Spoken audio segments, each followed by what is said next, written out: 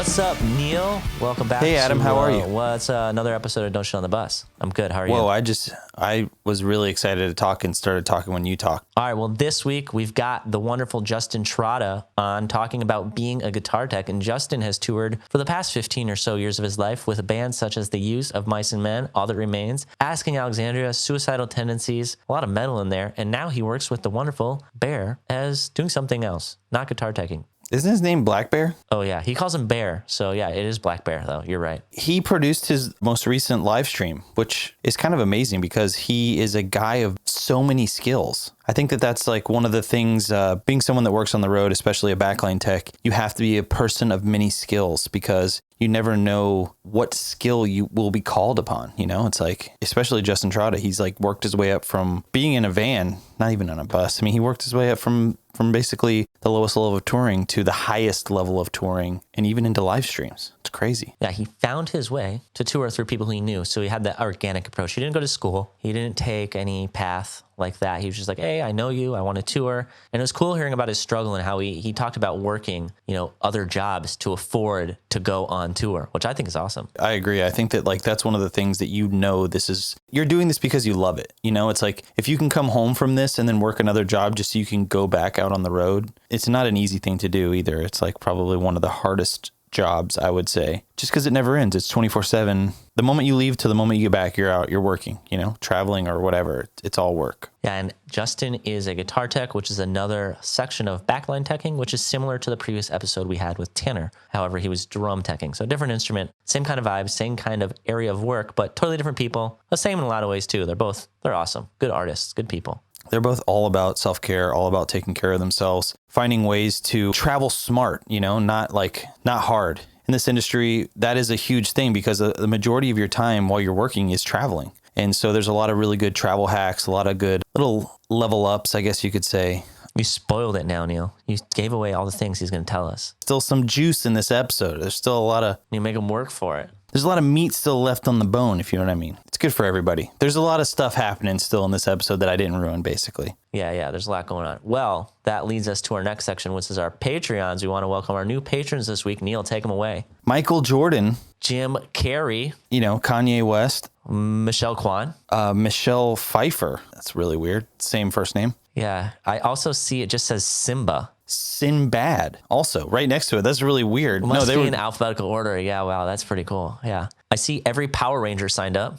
Jeff Daniels. Wow, that's a good one. You gotta, they're telling me there's a chance. It's both people from Dumb and Dumber. It looks like they were added on a different day. Must have had bad internet connection. Yeah, or they, maybe they were friends and one referred to another one. That's what you should do. If you're listening to this episode or you're a Patreon already, you should refer your friends to us because that's the friendly thing to do. I mean, that's what Jim Carrey did. That's what Jeff Daniels did. And it's just the right thing to do, Before you give us the awesome send-off, I just want to take a moment to say, obviously, we give Connor a lot of kudos. Thanks for all the hard work you do, Connor. But also, whether you guys know it or not, we have an awesome official college-accredited intern named Darian who's been working on the articles on the website. So if you like to read a little bit along with your listening, go check them out. She's doing great work, and we'd love to have her on board, and we appreciate you. Thank you, Darian. I hope to learn to read with the work that you're doing here on this podcast. Yeah, respect. Other than that, Neil, you want to give him a little send-off for Justin? This episode is one of my favorites. Justin Trotta is someone that we have known from basically the beginning of our career. We started at the same time. He's an incredible,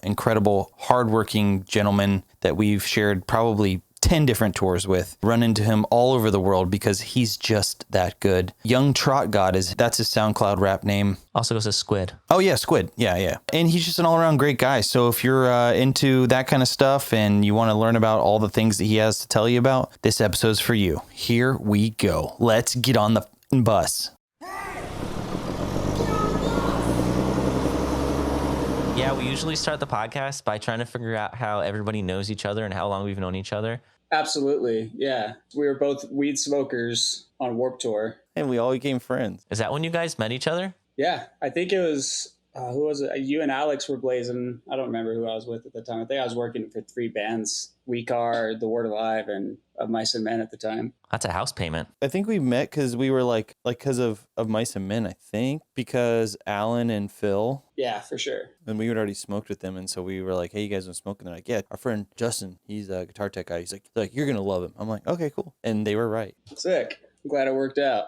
Who'd you tour with earlier? Of Mice and Men or We Car? We Car. The Word Alive was the first band I toured with. Neil, I think you met him on Game Changers tour. That was his first tour with We Car, if I recall correctly, or something. Yeah, we met before. We met that Warped Tour that you guys Oh, had. okay. I'm wrong. In 2011. I was hyped on that tour because you were on it. That was a sick tour. There's been like so many times like in and out of like random places where we will run into each other. And obviously most of the time you're with us, Adam, but sometimes you're not. It is cool, though, because when you meet somebody in a place like Warped Tour, like you're saying, it's not really how we would hang out now all the time, but we all smoked weed, and that's kind of what we did back then. We identified it with it pretty closely. It was a big part of our personality, and so we met up, we did that thing, we became friends. We had a secret club. Yeah, and then every time we'd hang out, we'd be like, it would feel like Warped Tour again, right? We'd get this like sense of family and belonging, and it doesn't matter if you're in Switzerland or Australia or South America, you have this traveling sense of home that is made when these group of people get together. Pick back up where you left off. The thing is like you could have substituted anything other than weed too. Like if we all liked going to get food, we would all go meet up together and do it. If we all like doing whatever. Absolutely. It was just like one of those things that kind of like sparked conversation. We were all young, awkward young men trying to figure out the world. And then we all kind of came together through this medium that we used as like a coping method. So yeah, and you definitely needed something like that to cope with Warped Tour. 200-degree. Yeah, back-to-back dates, 14 days straight, 20 days straight. Yeah, exactly. Yeah. Yeah, I'm just happy that it was weed and not like alcohol or heavy drugs or something with people. Yeah, like I'm like, get them on the weed, get them through this tour. I mean, yeah, you're right. And it's kind of like a weird thing too, where it's like kind of taboo, but it's like of all the things that we could have been doing, like you're saying, Adam, weed is not that bad.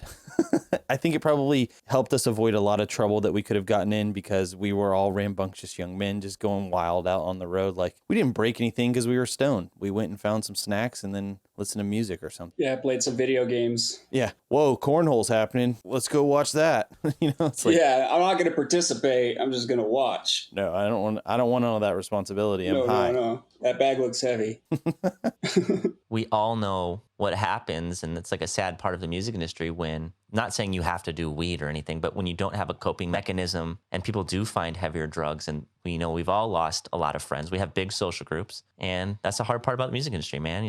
You lose people sometimes. And absolutely. That's why you find people that you get along with and you hang out with them so you're not coping by yourself, unfortunately. But I'm glad we were all able to hang out on Warped Tour all the time and establish that connection. Is that how your touring career started, was Warped Tour, or was there a different path that you kind of got involved in the music industry? The first tour I did where I was like getting any sort of monetary like value out of it, I was getting paid, was with The Word Alive, and it was like $2 a day. And it was The Word Alive's first tour ever as well. And I knew Telly from when he was in Greeley Estates. I was going to say Greeley Estates. Yeah, just from like mutual friends. And then he like hit me up online knowing that I was looking to get into touring, and I did merch for them on a tour of Skyte's Airplane. Oh, nice. And then we did a tour with, I think, Evergreen Terrace and Unholy, like a super hardcore metal tour. And then I met We Came as Romans after that tour. And then I started working for them because they offered me like an actual job with them. Not that merch wasn't a real job, but I think at the time with The Word Alive, it was their first tour ever opening for a band. And, we were lucky if we were able to get 1 or 2 t-shirts and to get gas money and to get to the next show. It was more of a hustle than it was like a job. Absolutely. I met We Came as Romans because they did a co-headliner, and We Came as Romans was doing really good for them at the time. And Dave asked me to go on tour with them and as a tour manager. And I did that with them for like a year and a half. Damn. So the beginning of your career was like, however you just got in the van, you were like, yeah, I can do that. Sure. Yeah, because I was pretty like, I had nothing going on at home. I was working Kimberly-Clark as a forklift driver, like packing trucks full of Huggy diapers. That's pretty. And it was 12-hour shifts, 7 a.m. to 7 p.m., 3 days a week, and then 24 hours off, and then 3 days, 7 p.m. to 7 a.m. It would flip-flop. And I was doing that, working 90 hours a week forever just to pay rent. It was good, but it was a job I didn't want to get stuck into. Like I could have gotten stuck into it and made it a career job, but it just wasn't interesting to me. I always wanted to tour like professionally. Did you play in bands? Yeah, I played in some local bands in Utah growing up. And that's how I met a lot of people like Telly and stuff, is we played shows when touring bands would come through. Oh, nice. And it's like I always saw you like warming up whenever you were taking for someone and you'd always shred. And I'm like, man, I wonder if you ever played in band. I wish I could shred. Dude, compared to what I can do, that's definitely called shredding. Wait, I wanted to know, before you met Telly and before you were doing all that stuff, like how did you figure out that you even wanted to be, like before you even toured at all, how did you figure out that you wanted to even be involved in the music industry? Was there, what happened? Actually, I guess it flashes back a couple years prior to that. Is I knew it's when I actually first met Tanner. I was like 15 and he was 17 or 16. Okay. And he was just starting to play with Underminded. And I knew Underminded prior because my local band would play every show that they would play coming through. And they had a different drummer at the time, but then I met Tanner through that. And I actually did 2 or 3 shows from San Diego to Salt Lake as a quote unquote guitar tech. Yeah. AKA, I'm going to restring your guitar before the show and tune it. I just did that for just to go for the ride, to hang out. It wasn't actually a job. It was just like, I'll tune your guitars if you want to take me back to Utah with you. Before we could afford a tour or a touring guitar tech, we had a bunch of friends that were like people that were in bands that were like, hey, if you give me a ride here, I'll just like change your strings and do all this stuff and help you guys. I'm like, hell yeah. I like hanging out with you. And yeah, it was just a way to hang out. Yeah. And go on a road trip. It's like, I'll help you do whatever, man. That's how I first got the idea of like, I wanted to do that. It was like, that was fun hanging out with my friends for a couple days. I know it makes sense, but it seems like, well, between you and Tanner and are the 2 people we have on as backline tech, but a lot of the people that end up being backline techs are musicians to begin with. And I guess that makes sense because, you know, they know how to do the instrument part. So they have that leg up already. But I guess I just never really realized that, hey, these people were probably in bands or like to play in bands. And, you know, teching, you get to do almost exactly the same thing the musician does. You just don't perform. Yeah. And I love that nowadays. I think it's just because that's the path that I went down more so, was more focused down the tech life. Once I established it, it was like, okay, I want to do that. So like the idea of playing in a band dissolved in my brain. I was like, cool, I want to build guitars. I want to fix guitars. I want to build amps. all that stuff's so fun anyways. Yeah, I love that you got into it, as well as like seeing all your builds and stuff is awesome. Well, it's like, you know, when you are a musician, you understand all of the intricacies, which lends itself directly to being able to help somebody in a time of need. Like, you know how you would want something to be. So it kind of gives you an idea of how to set something up for, let's say you're going in fresh. You've never met someone before. You're like, hey, I kind of already know this just because I'm a guitar player. Like, you have a good start. A good foundation for sure. Or you'd hope so. I have met some guitar players who are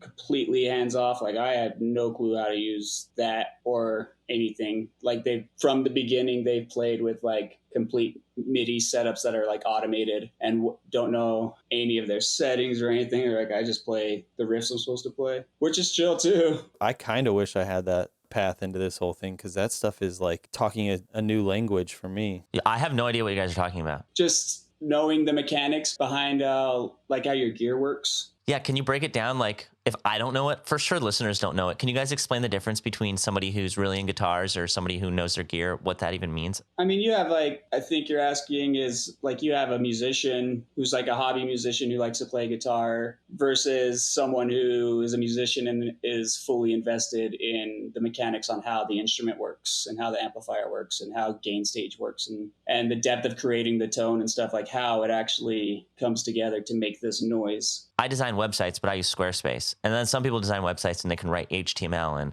all this different code and all that such. So it's kind of like that. Kind of. Yeah, I think that's a different field. I don't think you could. It's similar. I'm trying, guys. I'm trying. No. So for instance, I think an easy way to explain it is like, so for instance, he was talking about people that come in and their whole rig is just automated through a language that the computer speaks, which is MIDI. So like any change in their sound live, they're not up doing like this dance on the pedal board, like changing pedals. They just play the songs and And then the computer that's controlling the backtracks, this is what we learned about with Charlie, it actually sends messages to the guitar rig and switches the sounds for them. Okay. And then there's people that like really enjoy creating tone by like putting pedals in a certain order and building their rig and stacking stuff and changing things and moving knobs as they're playing, and they're really hands-on with how everything works. And that's like the kind of two far ends of the spectrum, but then there's everything in between, like where you kind of have stuff with MIDI and then you have stuff with pedals. And yeah, you could go so much deeper with the MIDI side of it. If you're running Ableton for playback, you can have a lot more rigs involved through your sound if you're just going straight in through Ableton. Or like say like I have a Line 6 Helix, or you use Kempers. You have Ableton sending all of those changes, but as well as you can use tones through like your UA plugins. You can use all of that stuff with your live tone, so you're not limited to the hardware that you have. so for instance, like to make it to where it would be easy to understand from a layman's point, I can use like kind of photography, whereas you can take a picture using any type of phone, but some people use like a DSLR, some people use a camera phone, some people use a point and shoot, some people use a mirrorless. So like you can kind of get to the end result, but using many different mediums that are, some are much more complicated and some are a lot less complicated. Like, whereas, you know, it's just like the same thing. It's just you're achieving the guitar tone, but some is way more involved. And then other people are like, I don't know anything about any of this, and I just show up and play my guitar. Yeah, and it works. Yeah, that makes sense. It just depends on the player, on how you want to be it. Some people are super interested, and others just want to play rock and roll, which is also... Yeah, that makes sense. It kind of reminds me like what sets you,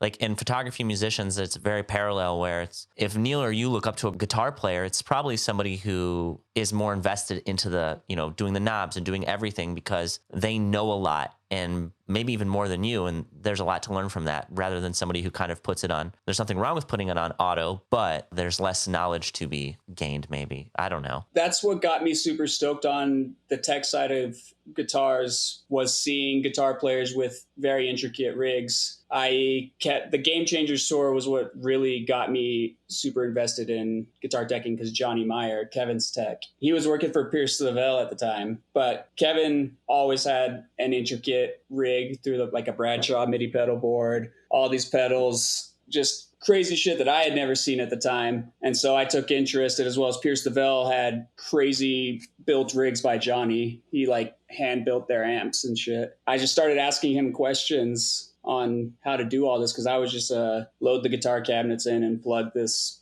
head into this cab and turn it on and it works kind of tech at that time. Like, not that blind at it, but I started asking Johnny, you know, how to set up a guitar properly. I didn't know how to intonate a guitar properly at the time. And he like took me under his wing immediately and like scheduled like class for me every day. He's like, let's meet up at noon. Let's meet up at 2 tomorrow, like every day. And he took like a broke guitar head and he started ripping out the tubes out of it and just breaking them open and showing me like the actual parts of the inside of the guitar tube. Yeah, like the anodes and the diodes, and That's awesome. how it actually works, like drawing out the diagrams for me every day. And I'm just like mind blown at the time. And I was fascinated from then. And then I had 35 days with Johnny Meyer. It was like quick track guitar school. Yeah. He really can get as in-depth or as basic as you want to be, and he can do it all very well. Yeah, he makes it very easy to understand. I love Johnny. I think it's great that, you know, you can enter a tour with a certain skill set and it's enough to do your job. But then as you do the tour, if you're ready to learn and open to doing it, you can meet people like you're saying, Johnny, and, you know, it takes the right kind of person to receive that. It takes the right kind of person to be open to learning. Like, there's definitely people out there who somebody like Johnny would come up to them and be like, yo, let me teach you some stuff. And they'd be like, dude, I'm already here. Like, I already have the job. What could you teach me? Leave me alone. Yeah, I've definitely met people like that as well. I think on that same tour, I was asking Kevin's tech, will remain nameless, but he was like a jerk to me immediately when I was asking him for help. And then I went and asked Johnny, and Johnny was like, yeah, I'll teach you anything you want to know. So it can come from the teacher side as well. Like, not every, I don't know, Neil, you can agree with me on this, I'm sure, that we really enjoy the mindset of Johnny. We want techs, people we're friends with, to help the next level of people, because, you know, fast forward 8 years later, we get somebody like you who's accomplished, well-versed, and super, you know, talented in their area. And that's because somebody like Johnny spent a month of his life, an hour of his day every month, helping and teaching you and inspiring you. And that other tech was the only guy on the tour. It might not be the case. I've found that, sometimes when people are that other tech on the tour that will remain nameless, they never had a Johnny, and maybe they feel insecure in kind of those areas where it is more complicated and they don't want to bring someone in too close because then they'll notice that, hey, this guy doesn't really know what's going on. People like Johnny are few and far between, and they are saints. They are gifts. Absolutely. Literally, they need to be protected at all costs. If you run into a Johnny, you'll know. And that's the thing is, like, he is a very genuine person that truly cares about the well-being of everyone around him. And he is a person that you can meet on tour and you almost know immediately. Like, I'm sure within the first couple of days of meeting Johnny, you were like, oh, this guy cares. This guy gives a shit. It's even down to like how he loads his stuff. It's all methodical. He thinks about everyone. He's not trying to screw anyone over. And then those kind of people you can approach and you can ask questions to, and it's not weird. Like Neil said, maybe the other tech didn't have somebody like Johnny. For me, I didn't have somebody like Johnny in photography, and that actually had the opposite effect on me. I was like, I want to make sure other people have their Johnny. Like when younger guitar techs or less experienced guitar techs that you would find on the road would approach you with questions, did it change how you helped them, or how did it affect you? Absolutely. I mean, there's been times definitely where someone's approached me and I'm like overwhelmed doing something and I'm like, I can't help you right now. But I'll always like go back and like try to help someone. And anytime I have free time, I'm all about doing that because it helped me out. I don't think I would have been able to get the jobs down the line that I got if it wasn't for what Johnny taught me. Yeah, that makes sense. Allowing me to learn from him. Like there's no reason to like not share knowledge with someone if they're asking you. Like if someone's asking you for your opinion or your knowledge on something, there's no reason you shouldn't share it. Like it doesn't benefit anybody for you to hold it to yourself. Right. It makes your life easier too, like if an opening band kind of has a problem and they go over their set time, it's going to kind of make your job harder because then you're going to have to like kind of rush to like get your stuff done in time. And it's like, we've said this a bunch on the podcast, but it's a big family. It's a big community that travels together, and everything that happens earlier in the day affects what happens later in the day. So it really is beneficial for the higher up guys that they want to help lower, less experienced people become better because it makes everything better. For sure. Yeah. And I've been on tours that have been the opposite, and those are not fun at all. They're miserable, where no one wants to help each other. It's like, I'm done doing this and walk away. But those are the tours that are great, is when all different bands are there to help each other get on time. Like everyone's helping with each other's changeovers. Everyone's happy at the end of the day. Everything's on time. Those are the best ones. And those were always A Day to Remember tours, in contrast to the other tours that we did. Like when we were able to do tours with you guys, it was like, this is going to be a good tour because you always took care of the support bands. You made sure everyone was taken care of. Even when it came down to like parking, like making sure that the trailer was able to get into a ideal parking spot to load, even if it was just a drop and go. Like some other tours have been like, nope, you got to push uphill in the snow 2 blocks away. They would even let their photographer come and photograph you guys, Yeah. Like you said, we kind of came up in a time where we felt what it was like to be a young band on tour and not have certain people looking out for us in those instances, whether it be something super small like parking a bus, or whether it be like not letting us set up our drums on stage, or giving us like a foot to play on, whatever. We just knew we never wanted to be that. And we're just here to pay it forward. Like you said, we kind of had an instance where we're like, well, we hope to set the example that we wish to see after us, is kind of what our mindset was. I think you did do that as well, because you also proved that you're able to bring large scale production into a venue and be able to strike it and put it back on in a changeover to not hose the opening bands. Like we could still have this it's not static, it can move because we designed it to move so that everyone can have room on stage. Like, and if it's just not going to work out in the venue, you had a B rig or a C rig that was completely different from the production, but you would compromise so that the other bands were able to have a comfortable show. Those are all like in conversations that no one will ever see or hear, because it's like for weeks before a tour starts, we're like, what can we do B rig? What can we do C rig to make sure that these artists have the space to do what they do? And no one ever knows that. And that makes me feel really good to hear that it is noticed.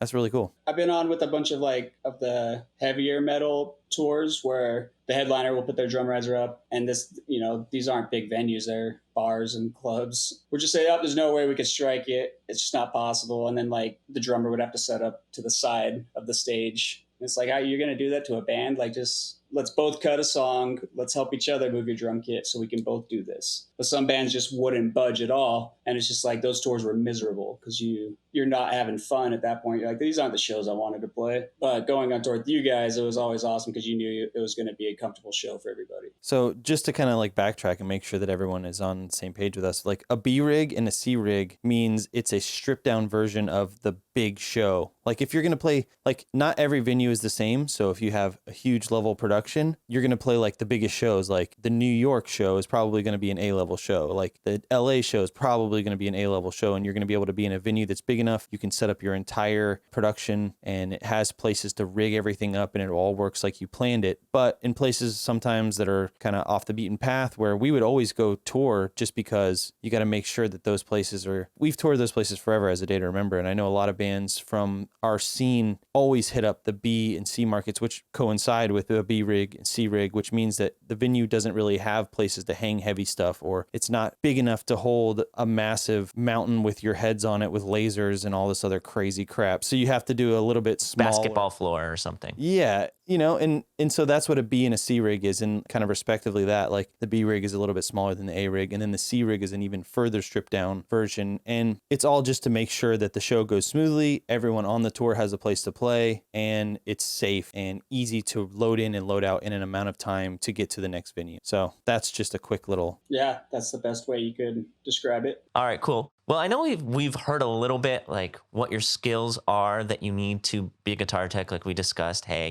helps if you play guitar. If you could talk to somebody and they would tell you what they'd like to do, what do you think, the skills are that would, even on the first We Car tour where you were just, like you said, you were just plugging stuff in and making sure it worked. Like on a very basic level, what do they need to be able to do, I guess? The ability to not be stubborn and do your research, especially when working with electricals. Most importantly is just the ability to reverse engineer something, and then patience and not to give up when you fail, essentially, because that's how I learned a lot of my solutions, was getting a curveball thrown at me of something that's never happened to me before. So you just need problem solving skills. Yeah, problem solving skills. Yeah. Knowing an order of operations and staying calm under pressure, because when a guitar goes out and the person you're supposed to take care of is looking over at you in front of all of the people they're playing for, what's going on? It's time slows down and you're all right, I got to figure this out real quick. But on an even more basic level,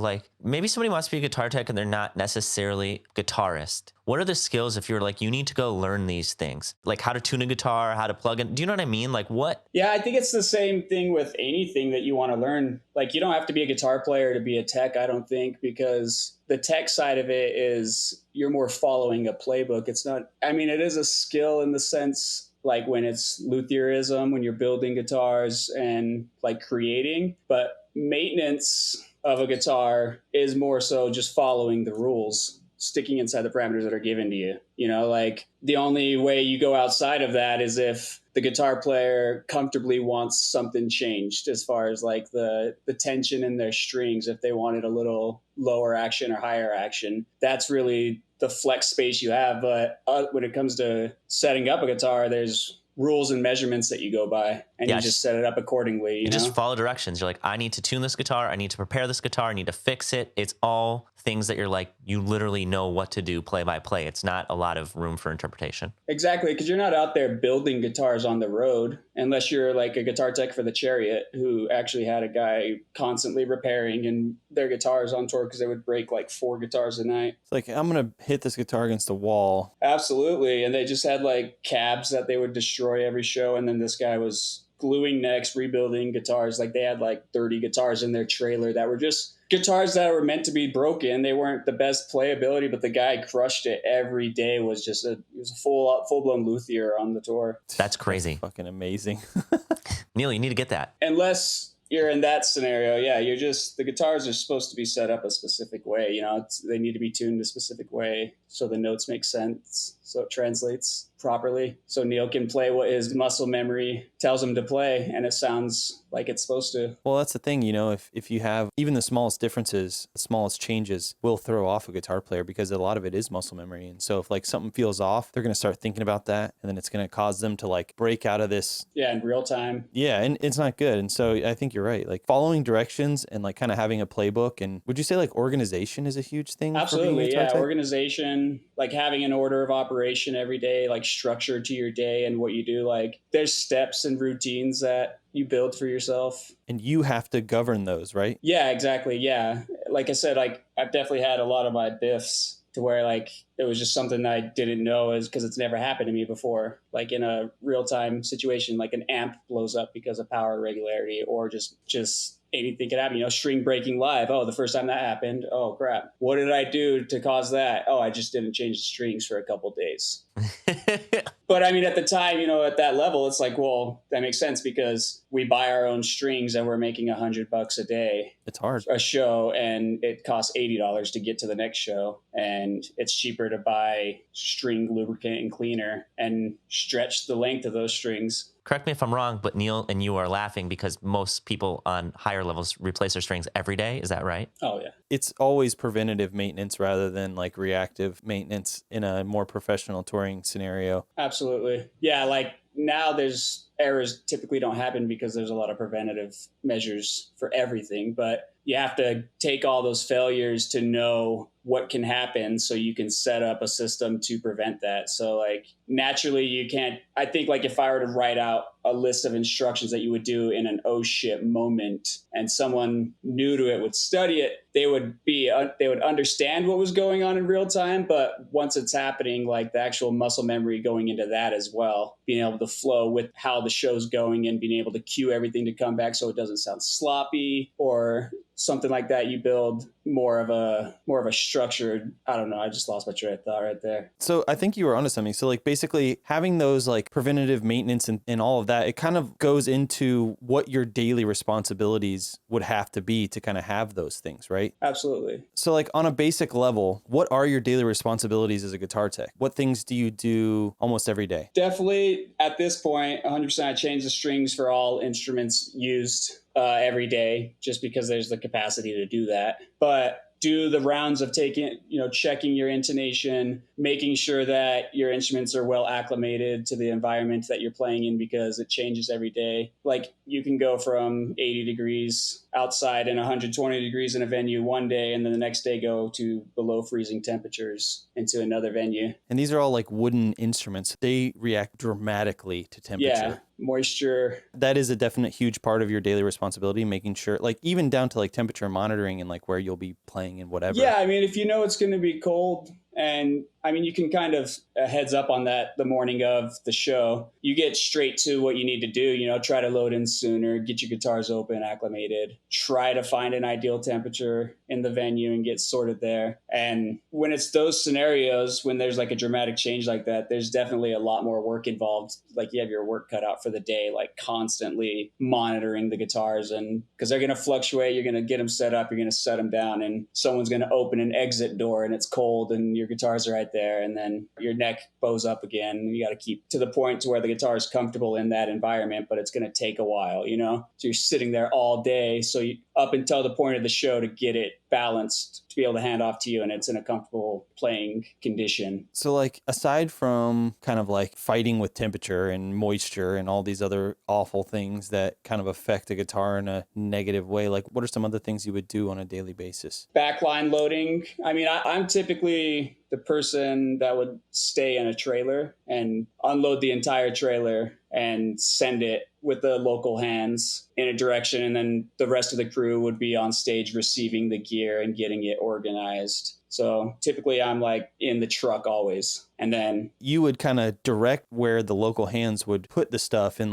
then as they're kind of like putting it there, then you would go to your respective area and then you would kind of go into your daily routine of whatever that would be. Yeah, because the other crew would be receiving it and they would be distributing it, like putting front of house, monitor world, drums, etc. And by the time I'm done loading truck, at that point, the gear's hopefully placed where it needs to be. And then, and then I get to work on getting my gear off. Everyone typically splits up the hands and take who they need. As a guitar tech, typically I'm usually on my own. I don't really take any of the local hands once it comes to setting up my stuff. I usually leave them with like lights and audio. But yeah, I'll just start lighting my stuff, get my backline where it needs to go. My first like business of the day is always opening the guitars up and just making sure they didn't break, come loose for whatever reason. A lot of cases over time, and you know this, just turned to crap. I was gonna say TLDR, guitars got to work and I make sure nothing happened to them. Like there's just like so many steps to make sure that these guitars are not destroyed. It's crazy. Once you put the guitar away and you lid it up and it goes into the truck. Are you saying lid it up, LID? Yeah. That's slang for like shutting the case? Yeah, put the lids on. It makes sense. I just never heard it. Keep going.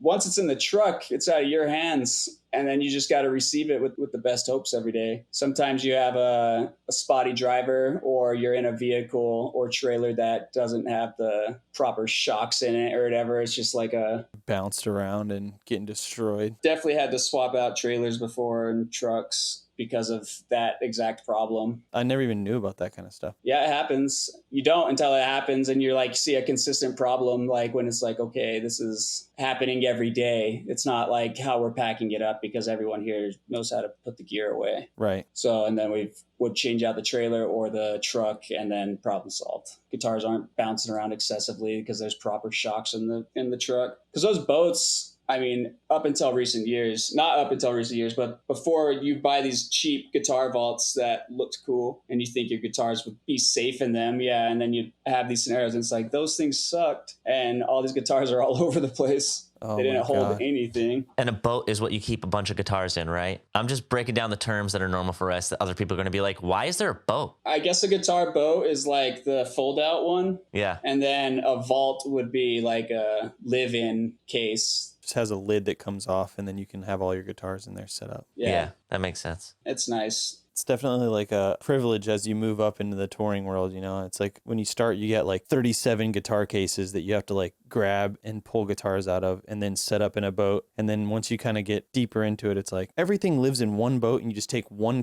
lid off and then it just is already there set up. Yeah, it shaves off like an hour of setup time. That must be so nice. It's cool, the things that you like. Now I'm sure it's something you're just used to. You're like, oh yeah, of course it's in a, like, no, we don't do that. Well, we still go back and forth. I mean, when we go to Europe, you still kind of gotta... It's all situational. Dang, I didn't know that. You get humbled every time you travel to a new region that the band is smaller or hasn't traveled to as often, where it's like, back to hustling. To 57 pieces of flight gear. Oh, yeah. It's like, we're going to go do an Asia tour. All right at maximum weight. Yeah. It's like, you can't have anything over 70. This clearly says it's 69.8 pounds. Right there. Excuse me. We've weighed this before. You can't have 54 checked bags. So there's 53 here. We're completely under the limit. Thank you. Yeah. I have a Delta Gold. Oh, when you fly with, what is the thing that Guy had? He's like concierge key. Oh, yeah, with Delta? Well, American. It's funny because you can board with your highest boarding person and concierge key goes first and there's like 16 people. It's almost like Guy goes in and we all go on. That's one of the things we should have talked about with tour manager. I didn't even setting up and organizing traveling to where you travel under one airline rather than... That's like a huge thing that no one taught us until we like went on tour with Andrew Weiss. And Andrew Weiss is like, you need to be traveling under one airline, collecting points. Once you get to a certain level, you can fly first class without paying for it. And then they also take care of you and make sure your bags get there because you're an important person to their airline. And I was like... Yeah, same thing with hotels, all of that. Yeah, those programs exist for frequent flyers for a reason. Get set up with them after a year of constantly flying on it. Everyone's got status that rolls over for 2 years. 2 to 3 bags free at like an additional 25 pounds. Like you can have like a 100-pound bag instead of 75. Well, and too, as like a guitar tech, that's like a huge thing because a lot of times the guitar tech is the person that's going to be responsible for these things. Even when you're doing flight dates, like they're responsible for gear. And as you travel with this gear, if you have little perks that help you do your job better, the band is going to want to kind of keep you around and kind of keep costs low. If you have those little perks to help travel, yes, I can bring a 100-pound piece of gear on the plane with me and it's no big deal. I've done this a bunch of times. That's a huge benefit to a touring guitar tech, and them getting and keeping work and moving between camps and stuff like that. That's a big deal. It is good. It helps you stay fluid if you want to be that way. Rad. I know that you have had a variety of artists that you've worked for in different sizes and different genres, but for the sake of today, try to think like 1 or 2 bus tour, if that makes sense. That kind of size, you know. So let's say you just woke up, you're in your bunk, you're on the bus. What is the first thing that you are going to do during the day? Coffee, lots of water. I get the water in quick because it's very easy for me to not drink water when I'm distracted. In the zone. Yeah, exactly. Like I'll just like zone out, and next thing I know, it's like 5 hours later. You dedicate about that much time, like right off the bat in the morning when you wake up, because if you're a headliner, you have really late nights and really early mornings the next day. You get a couple hours of sleep in, wake up, load in 9 a.m. or so, go scope out the venue, go make sure there's a good load path, you know. What's that mean? Make sure there's a good load path. Like, what do you say? Like, can you break it down for somebody who's never toured? How we're going to load the gear into the stage, like From which the truck. direction we're going to go. Yeah, which doors we're going to go through. You know, do a full venue walkthrough. You know, before we just start chucking gear in there. You know, have a plan. You know, talk to the local staff, the audio guys, let them know what we have that conversation on what we're bringing in, what the venue has to offer us as far as power goes, both lighting and audio. If there's anything we request from the venue, if they have it, if they can get it out before we start loading in. For example, like a drum riser, like a house drum riser, if we're not traveling with one, or if it makes sense to use that one versus loading ours in because it's the same exact one or good enough. You guys all are working together, like everyone's coming together to make sure that all of these things are being talked about and handled at the same time, because it's like you're talking about lighting and audio, but like that definitely affects you. Yeah, everything. I mean, if we work together, then it's going to be a clean situation. It's organized. Everyone's got a plan and there's a flow. It's like just organic. Or you don't have a plan and it's chaos and you just have a bunch of gear piled up and the gear you need immediately is in the back. So you got to move everything twice, 3 times. You know, having that plan and that meeting in the day is like crucial for everybody. You know, all of our touring crew that's going to be loading in and all of the local crew, the loaders, the audio guys, the lighting people, get our lighting guy talking with the lighting guy, audio with audio, you know, everyone with their respective partners from the touring side and the local side, and devise a plan before we start loading in. And that's typically like an hour or 2 before load in. We try to map it out like as soon as we can. Typically as a backline guy, like as soon as the doors are open, we're probably in the venue mapping this out. Once you have the plan and you get everything moved in, kind of set up, you being more efficient on that, making that plan kind of makes this next part so much easier, I would assume. Yeah, because the people on the inside from the touring party are like, have already set me up as far as like getting all my gear where I need to be on stage right, and it's there ready to go. And if you're touring with people that you've been with for a while, you learn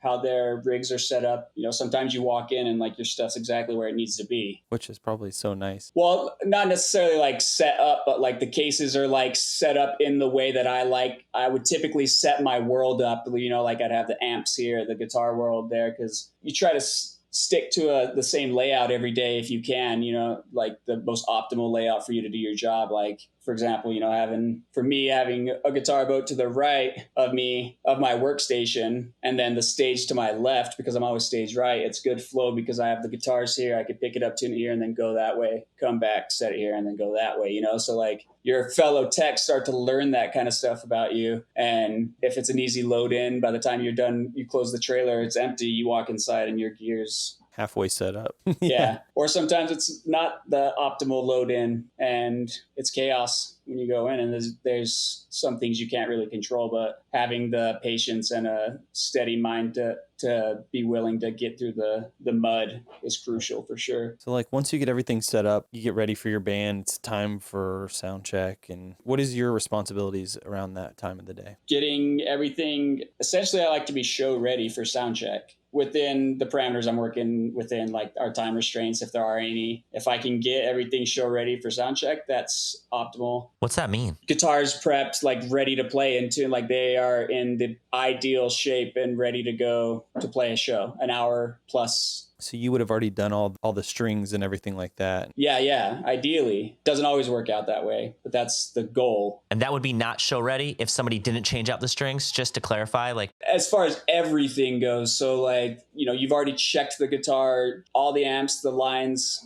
with monitors and audio, everything's where it needs to be. Your strings are fresh. Like if it was Showtime, if it was 10 p.m. and Neil was walking to me, I can give him these guitars and he's ready to rock and roll, A lot of times, Adam, you don't have time to get the guitars from the night before sound check and make them perfect. They would be when you walk on stage. Okay. He was saying his goal would be is to have it to where whenever the artist comes up to sound check, he has the guitar to where it feels like he's about to walk on stage and play a show. Everything's changed. Everything's clean from the night before. But sometimes you can't do that. Yeah. Sometimes you're late. Sometimes the venue just doesn't open up. There's a curfew and they don't let you in for whatever reason. That's the problem solving comes into play then, right? You just got to solve those problems as they present themselves. Yeah, and you work within the confines of what you're given. Like there's nothing you can do at a certain point, so you can't like stress out about it too much. You just have to plan like, all right, so how am I going to do this? What are my priorities here? Is it going to be a quick sound check? Can I talk to my guitar player and, does he understand? Hey, we got 30 minutes. I don't have time to change the strings, but they're clean. They'll be changed afterwards.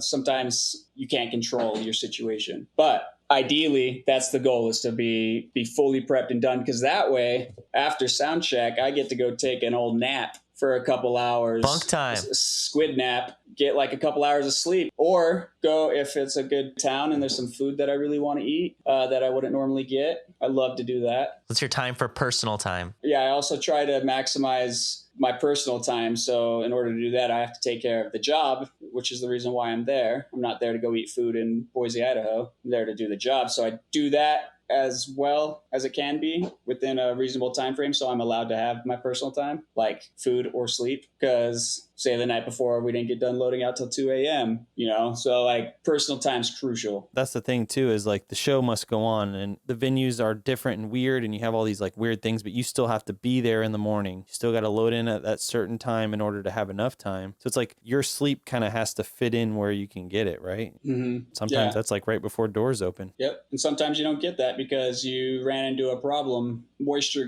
accumulated in some electronics, and you have to solve that problem. This sounds like an actual event that happened. I mean, yeah, for sure it has.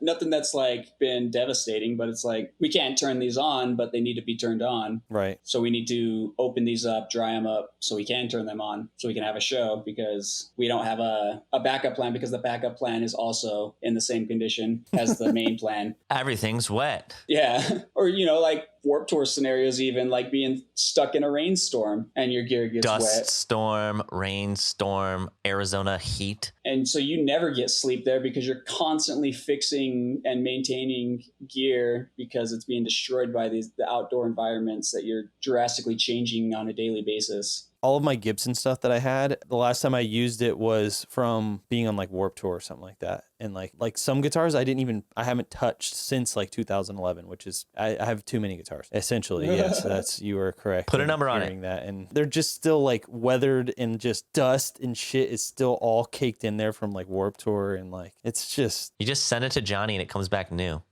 Johnny, I try to fly Johnny in because Johnny helped us build our whole facility at the audio compound where we can like work on guitars, build amps, build pedals, build rack gear. And he set us up. And so he has his whole workstation is exactly how he would have it, but just not in San Diego, but in Florida. That's so sick. I was like, Johnny, tell me everything that you would want and I will build it for you. Star Wars, everything needs to look like Star Wars. That's great. So like skateboard accessible. The guitar table, right? It needs to be lower than normal. I have a 45-degree angle. Wow, that's a good impression of Johnny. Wow. He has exact measure. He's like, it's got to be 36 inches. A lot of times you fatigue because you're bending over or you're reaching up too high. And if your arms are able to hang freely at your side, you can work much longer for longer periods of time, right? To get the place you want to go quicker. Maximum efficiency for long-term work. Is there a number you can put on your guitar account that you own? I honestly don't know. Is it like hundreds or is it like 50s? No, it may be like 100. Nice. That's a lot of guitars. I don't even know if it's that much. It's probably like 60 or something like that. That's sick. But I'm not like Rick Nielsen or some shit where I have like fucking like 284,000 guitars. He's a guitar player of Cheap Trick, and he was like always known as being like a collector. Or there's this guy, Joe Bonamassa, who like literally has bought every kind of Fender Tweed amp, and he has like hundreds of guitars and amps and whatever. It's not like that. But I have more shit than I could play on a daily basis, and I probably should start getting rid of some of this stuff because I don't fucking use it.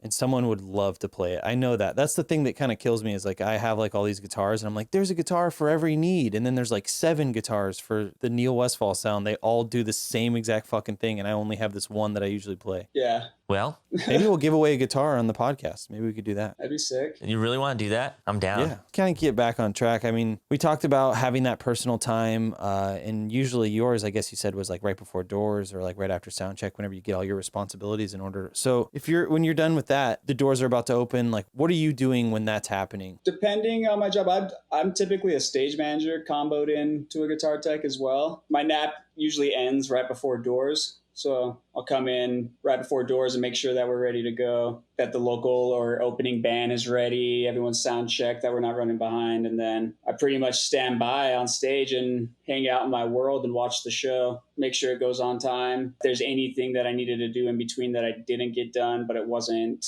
crucial for the show, like just stuff that preventative measures I can set up for other stuff, because some preventative measures run out of their life, like batteries. Other stuff like your backup guitars, like I wouldn't change like backup guitars that don't get used every day for obvious reasons because the strings are untouched. But if they're sitting there for like a week and the backup guitar hasn't been used, I'll probably change them just to put a fresh set on, so there's no excuse for them because they were sitting for 7 days. Because that would be the worst, to like have something go wrong and then hand them a backup guitar and then a string breaks on that. It's like, what do we do now? So where's the backup? I got to go to the trailer. Yeah. just pause the show. Tell them to wait. I actually saw a band basically break up on stage because first the guitar broke and then the amp broke, and then they argued on stage with each other about asking someone to let them borrow an amp. I think the other people on tour with them didn't really care for them, so they didn't give them a backup amp, and they just basically let them break up on stage.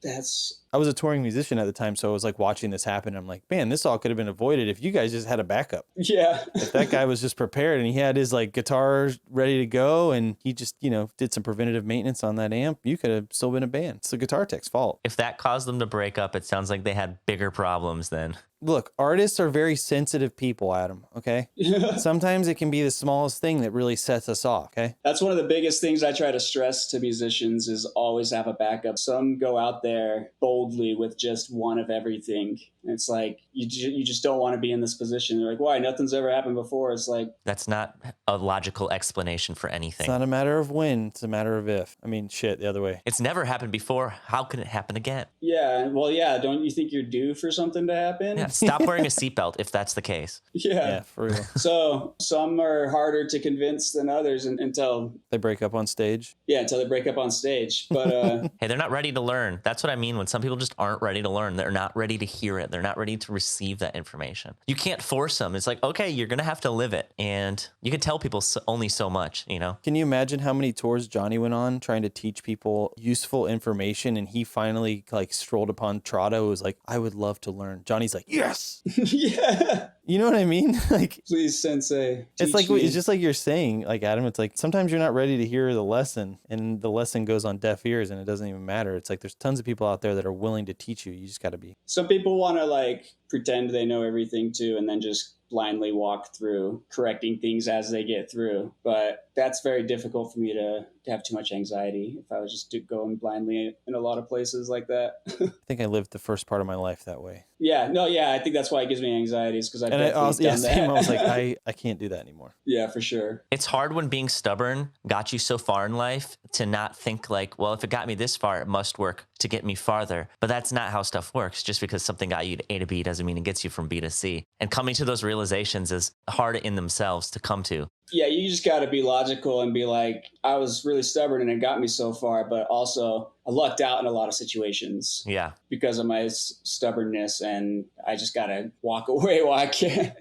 All right, so doors happen. You're on stage. You said you're fixing up backup guitars. You're just doing some upkeep, replacing things, just general upkeep of the guitars. You know, after hearing you say like, "Hey, I kind of zone out and do my job. Sometimes it takes 5 hours." I was thinking I was going down this rabbit hole of like being a guitar tech, and I always see them working on the side of the stage. And I'm just picturing like, I love my job so much. I'm working. I'm in the zone, and then all of a sudden it's showtime, and you don't even realize it. Does that happen? Or is it just like, oh shit, they're about to go on? It has, but typically I have alarms set and clocks. Like my phone, even to this day, has like 30 alarms throughout the day. So like I would like build, when there's a day sheet, I would set alarms for everything throughout the day. So it like built an internal clock. Always have an alarm. That's like one of the most crucial tools to have for anybody working a show on the crew side of things is have a watch, not just your phone, but like a watch on you, on your wrist, because I leave my phone places all the time. Fair enough. Yeah, like just a watch is crucial. Know what time it is at all times. Yeah, because it's all so time sensitive. It's like everything is on a schedule and it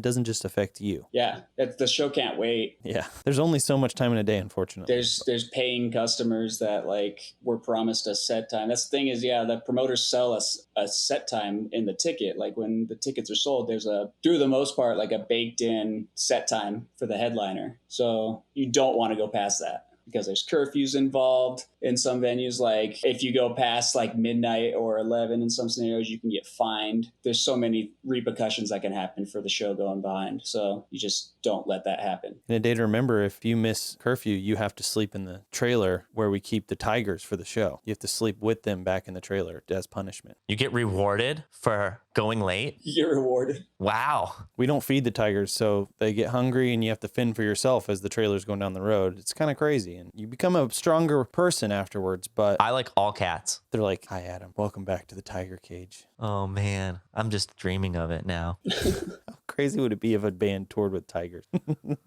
don't know. Sick. I mean, it'd be cool, but also kind of fucked up. But I'm just living in like this fairy world where like this fairy tale world where tigers want to go on tour and they want to hang out with us. If we were like in cartoon world. They're like, "Yeah, I'd love to go on tour, man. There's my favorite restaurants in Austin. I want to get." Yeah. Just a roadie, just the brute roadie that comes on. All right, what happens during the show?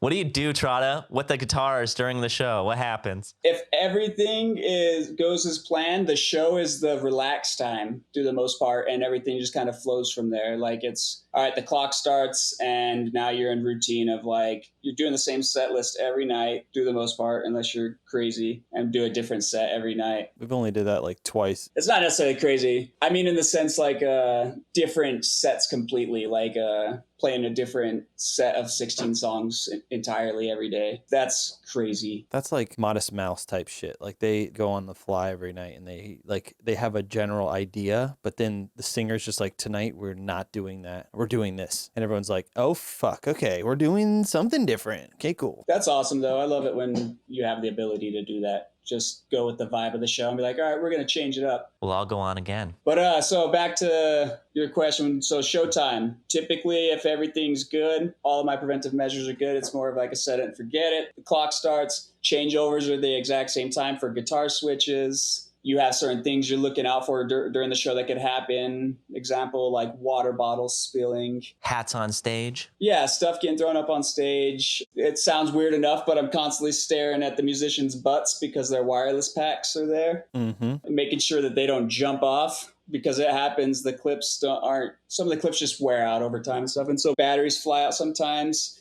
I mean, not if you've done the preventive measures on that, but it just happens sometimes. So just keeping an eye out for stuff that tend to happen. Getting ready for the guitar switches, keeping eye contact with the musician that I'm working with, making sure that they're not trying to get my attention, making sure they have my attention at all times. Or if they don't have my attention necessarily, it's because I'm doing something actively that is requiring the attention. Just let the musician play music, and they shouldn't have to worry about anything but doing what they're there to do. And the wireless pack, just to communicate that to people who might not be as, experienced in this? Basically, guitars are all wireless and they operate through RF channels, correct? Yeah. And nowadays, like there's digital frequencies as well. Okay. And like Wi-Fi, wireless, just depending on what you're working with. But yeah, it's just cuts all the wires involved on stage from like your guitar to your amp and creates a wireless signal so they can run around and dance around and be all over the stage and be entertaining for the show, so they're not restricted or confined in one area and getting tangled up, because there's a lot of crisscrossing that happens. So just eliminate all of those wires by implementing a wireless system. Do you have a wire set up as like backup? Like, okay, RF's out 100%. We just need the show to go on. Like, yeah, nowadays it's a lot easier to get through, but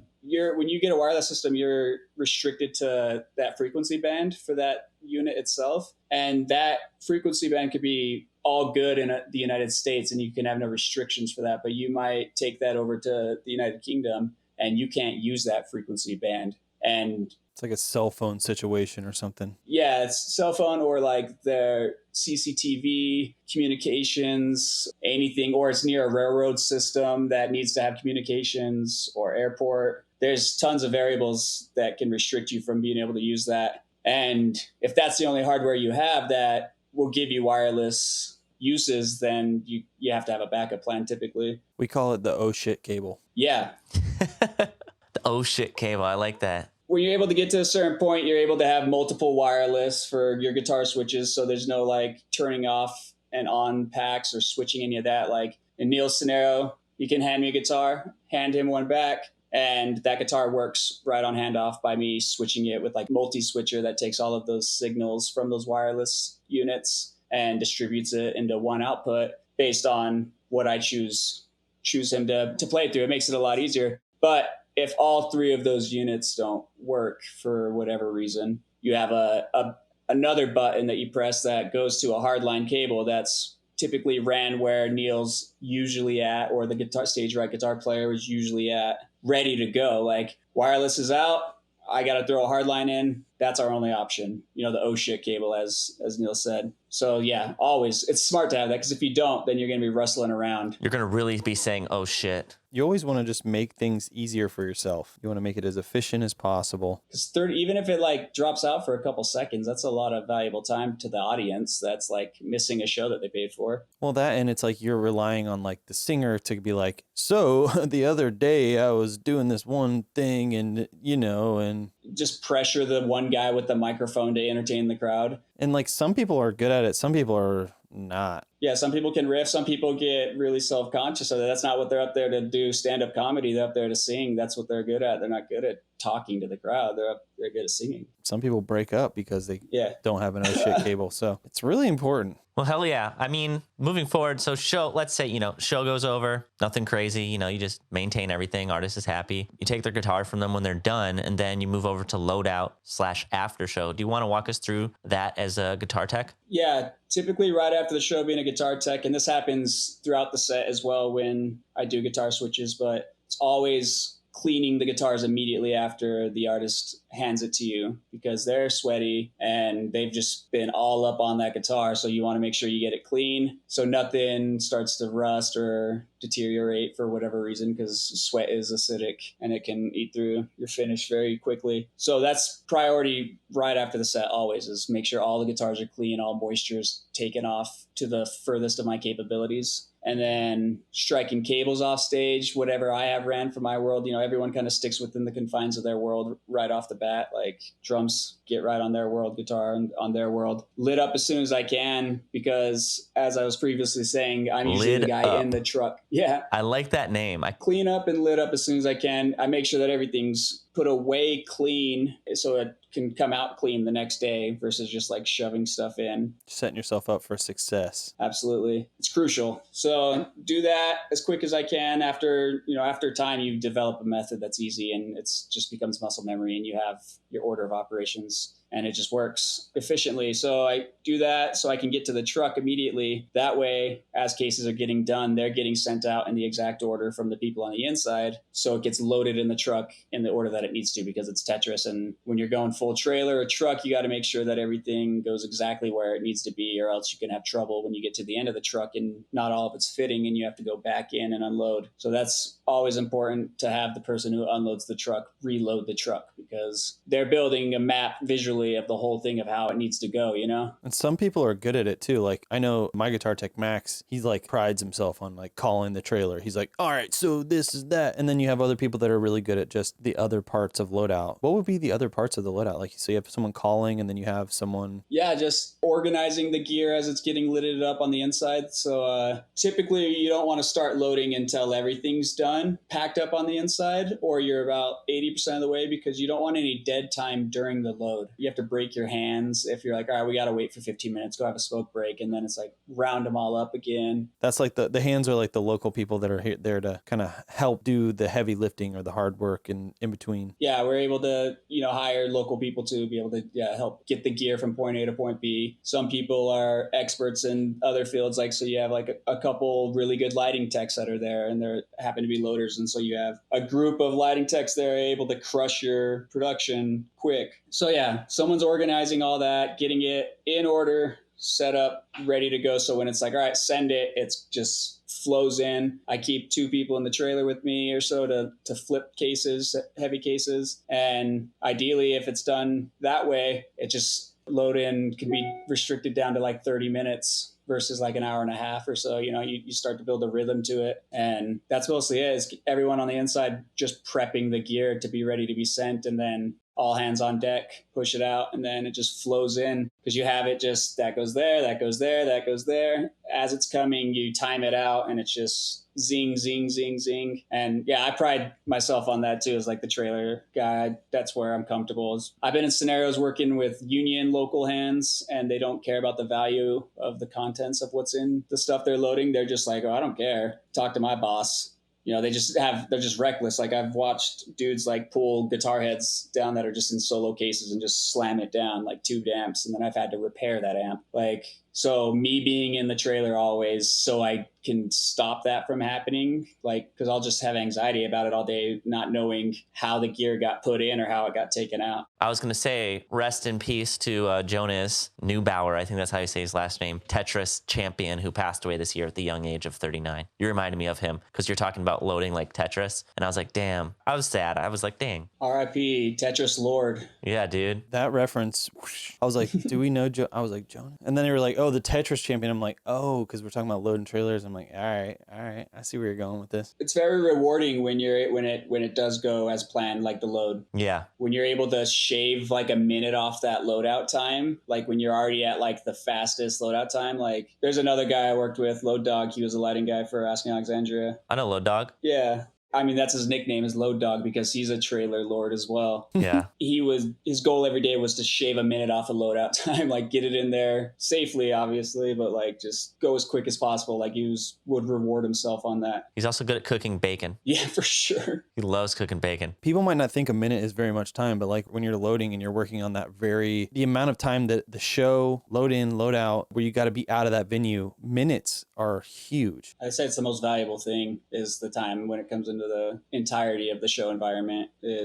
Obviously the quality of the performance and the sound and visual is most important as well, but like making sure you pull off maximum quality on time efficiently, that's definitely the most important to me. What's your after show routine? I know you probably have a good way to just relax at the end of the night before you call it, after your loading's done and you just want to chill. That's the routine typically. Shower ultimately is the goal, is to get clean, because you're sweaty. Yeah, so that's the goal. Got like dust on me from hugging and flipping cases. I'm just not a clean person, and I don't want to go to bed that way. So I think that's the ultimate goal. Sometimes there's not a shower that exists, and you don't have a bus that has a shower, and that sucks, but you just got to roll with the punches. That's tour, is rolling with the punches in a nutshell. But question for you and Neil, and we're going to get in depth on this, I hope, in season 3, or I know we will in season 3, but what's your relationship like with your musician? I think that's the difference between backline tech and a lot of the other jobs, is that these jobs, you work, maybe with the exception of like the TM or the PM, work very closely with the artist, especially when they're on stage or during sound check. And Neil, you can probably speak towards this too, but what's your, like, when you talk to them, what's your relationship like? I mean, it's ultimately, I think it has to be friendly. It's got to be friendship, because you're put in a position of trust for this person to make it so they can do their job. You know, they're paying you, and you're not going to like want to work with someone you don't get along with at all, from that level as a musician to someone that's employed by them. I mean, I think there's plenty of scenarios where crew don't get along. Like with each other? Yeah. I mean,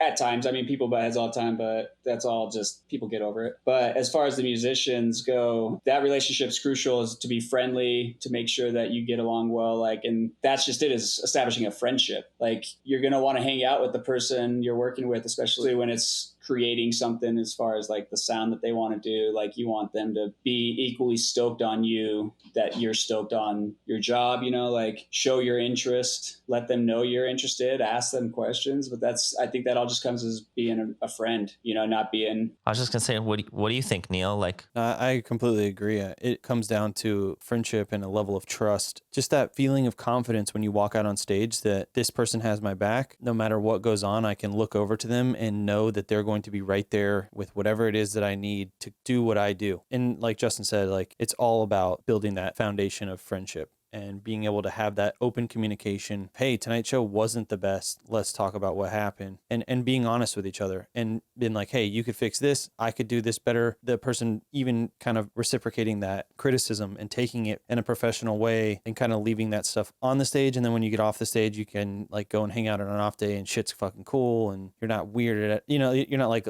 overwhelmed with all these different things from the show, and kind of having that professional and that personal friendship, being able to have trust. I mean, I don't know how else to. It's pretty black and white, I think. Yeah, you're not gonna want to entertain hiring someone you just don't like. You know, like if you can't get along with the person that you're paying to do the job, when you know someone that you're gonna be able to get along with, like, because that's gonna make your day stressful. It's like, I don't want to go talk to the guy that's gonna give me my guitar. Yeah, I've been on tours where the people that I've worked with were kind of just from a different mindset of touring than I am, or you know, they're just different. They go about doing the same thing a different way, and they've kind of had success with other crews, but our crew is very laid back. We're super attentive to other artists on the road with us, and we really want to take care of them. And maybe they weren't like kind of from that mindset, and it put a little bit more work on their plate, and they didn't like it or whatever, and so we didn't really get along, and it was kind of rough, you know. And when you're out on the road, that's like the last thing that you want to do is like, oh, it's time to go play. I need to be stoked and ready to give these people that paid to come to the show the best show that they could receive, and then the first person I see is this person I dislike. It's really tough to. Yeah. So I can't imagine anyone holding on to that situation for too long. I mean, establish a good friendship and don't be a turd, you know? Don't shit on the bus. Definitely don't shit on the bus. Yeah, just be a good dude and own up to your shit if you fail. Like, you can't fix a fail by trying to lie about it, you know? Or like a biff, like by like, oh, I didn't do it. It's like, well, do you recognize the problem? Do you understand the problem? Because that's more important. And how do we avoid that moving forward? And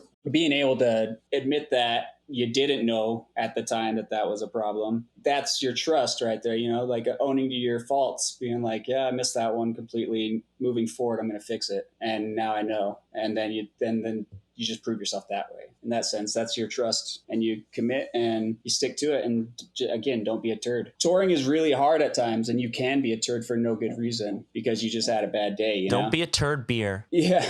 No, you're right. It is. It's tough because, like, and we've said this a bunch, but it's a family. Everyone's out there working together to achieve the common goal of putting on a show successfully every single night in a timely manner. And so be a person you would like to be around. And it goes a long way. Absolutely. Thank you so much, Trotta. I have 2 more things I need from you. All right. One, very important. Do you wear shower shoes? On tour, yes. Well, I'll wear like flip-flops, but not in my home.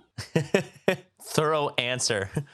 not like beach slipper type shoes or whatever, like water slippers, but water moccasins. I was gonna say water moccasin, but then I was like, isn't that a snake? And then I thought about someone wearing snakes on their feet, and then I got weirded out. I think you developed that habit of wearing flip flops in any shower that's not yours just because of the type of bathrooms we've seen on tour. and the lack of maintenance. You know what's crazy is I feel like 30% of people wear shower shoes. 70%. On tour? Is that From a the real people we've asked. Yeah. Oh, you're taking a poll? That's like a Kinda, yeah. legitimate poll? Well, we asked everybody so far. I don't. Flyzik didn't. I was like, if Flyzik doesn't do it, I'm not doing it because he's like the smartest dude ever. So, you know. Dude, I've gone to the extent if I didn't have flip-flops available to go in a shower, just to where like I'll take extra towels from the venue and I'll just lay the towels on the bottom of the shower floor, just so I'm just stepping on that instead of the shower floor. My theory is that people who wear shower shoes, sorry to put you in this group, Justin, No, put me there. are gross because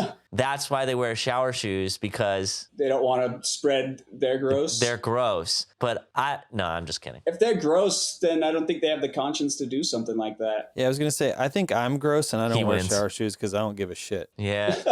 Yeah, if you don't care, then you don't care. I'm just trying to raise my metabolism. Seen some gnarly showers but I have to shower and I have to get in there real quick because the water coming out is going to be clean, but that's gross. So I need something on my feet. But I don't wear them in my own house. Yeah. I've seen bathrooms that look like the set of Saw Yeah, for sure. in Russia. Well, yeah, thank you for coming on today, Justin, and giving us your time. Like, I was excited to have you because I don't know, I've known you for so long. So it's cool to get to talk to you on this in this way. I also think it's really cool that you are the same age as I am, and you have major accolades under your belt, and you not only have earned the respect, but you do things every day to demand that respect. And it's really cool to be able to talk to someone our age that has done that with their career. So I appreciate you. I appreciate all those kind words. Yeah, Kevin, can you please play your version of Wheels on the Bus Go Round and Round for us? Yeah, I would love to hear it. Yeah, We yeah. all would. Yeah, We're all Kevin. waiting.